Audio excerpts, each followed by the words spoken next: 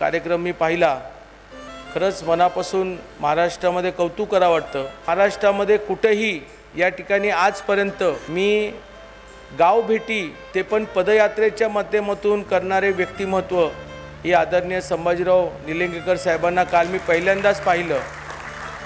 एकंदरच 12 दिवसाच्या दौऱ्यामध्ये 300 किलोमीटर आणि हा सगळा प्रवास करताना कधी कुठल्या व्हॅनिटी व्हॅनमध्ये झोपले नाही।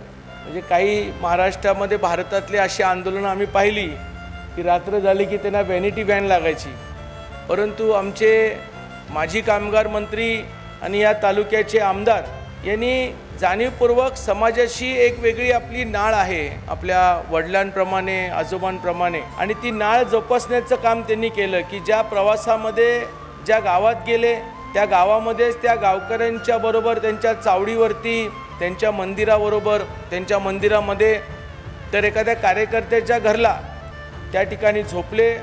परंतु पूर्ण हा जो प्रवास आहे हा पूर्णपणे प्रवास हा चालत केला।